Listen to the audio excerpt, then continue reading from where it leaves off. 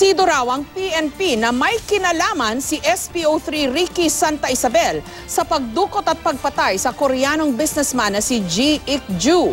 Samantala iigtingin pa raw ang character audit para sa mga miyembro ng AIDG o Anti-Illegal Drugs Group. Ang pangunahing unit ng PNP na inatasang sugpuin ang problema sa illegal na droga. Ito'y para raw matiyak na walang pulis sa kanilang hanay na sangkot sa drug operations o anumang krimen. May report si Mariz Umali. October 18 ang dukutin ng 4 hanggang 5 lalaki ang Korean businessman na si Ji Ik-ju at kasambahay na si Marisa Dawis Morquicho mula sa Friendship Plaza Subdivision sa Angeles City. Agad itong inireport ng misis ni Ji sa anti-kidnapping group sa Camp Crame. Kinabukasan pinalaya si Morquicho at kanyang kinilala si Ramon Yalong bilang isa sa mga dumukot sa kanila. Nasaksihan din ng isa pang kasambahay sa subdivision ang pangyayari. At noong October 28, nagbigay siya ng pahayag at mula sa mga litrato, kinilala niya si SPO3 Ricky Santa Isabel ng PNP Anti-Illegal Drugs Group o AIDG. One team was dedicated for a possible entrapment operation. If a payoff will be initiated by the kidnappers. Nang gumulong ang investigasyon, hindi raw nagparamdam si Santa Isabel sa mga tawag ng AKG at AIDG. Si Superintendent Rafael Dumlao, ang team leader ni Santa Isabel lang daw ang nakahagilap sa SPO3. Ang sabi raw ni Santa Isabel, nagkasakit kasi siya at naospital. Itinanggi rin ni Santa Isabel ang akusasyon sa kanya. Pero kumbinsido ang PNP na may kinalaman si Santa Isabel.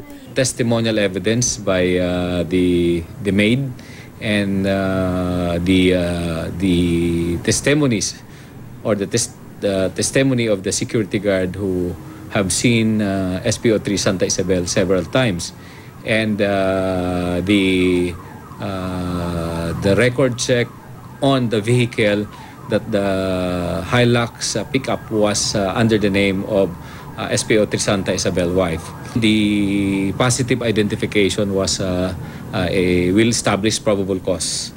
November 11, sinibak na si Santa Isabel sa Special Investigation Unit ng AIDG at nilagay sa AIDG Holding Unit sa kadinala sa Headquarters Support Service. Bukod sa lumalabas daw na malinaw na ebidensya laban kay Santa Isabel sa kanyang pagkakasangkot sa krimen, tila matagal na rin daw may duda sa kanyang katauhan at mga aktibidad ng pulisya base sa character audit na isinagawa kay Santa Isabel. Pero nitong linggo lang, naisampang kasong kidnap for ransom with homicide sa Angeles RTC laban kay Santa Isabel at iba pa.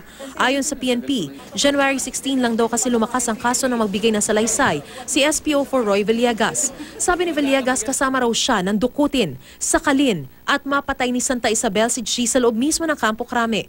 Si Santa Isabel din daw ang nag-utos na dalhin si G sa punerarya sa Caloocan. January 20 inilabas ang warrant of arrest laban kina Santa Isabel.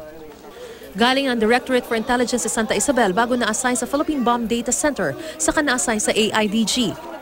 Ilang beses na rin daw nadawit si Santa Isabel sa kidnapping ng isang Maylintan sa Caloocan City at sa kaso ni Jackson D. na sinasabing isang drug lord. Bukod kay Santa Isabel, iniimbestigahan din ang superior nitong si Superintendent Rafael Dumlao. Patuloy naman ang pagsasagawa ng character audit sa mga miyembro ng Anti-Illegal Drugs Group ng PNP. Ayon sa hepe ng AIDG, hindi pwedeng may sangkot sa illegal na droga sa kanilang hanay. We continuously conduct character audit on our personnel, and the cleansing diet of the AIDG is consistent. It's pag may nalaman kami at naano natin, kasi our effort is more on people that are not really, our personnel should not be involved on drug-related cases. Pag yun lang naman. Pero now, we will extend that at all other cases, whether it's job-related, we will investigate. Samantala, isang mensahe naman ang pinadala ng Chief of Police ng Korea kay PNP Chief Ronald Bato de la Rosa. Sa liham na ipinadala ni National Police Agency Chief Lee Cheol-song, hiniling niya kay de la Rosa ang patas at masusay investigasyon sa kaso ni Ji Ik-ju. Hinimok din niya ang matataas na opisyal ng Pilipinas na parusahan ang mga may sala sa krimen at pagbutihin ang pagkalinga sa mga Koreanong nakatira sa bansa. Sa susunod na buwan, magpapadala raw sila ng ilang matataas na opisyal upang kumustahin ang kalagayan ng mga Koreanong nakatira sa bansa at pag-usapan ang kaso ni G. Mariz Umali, GMA News.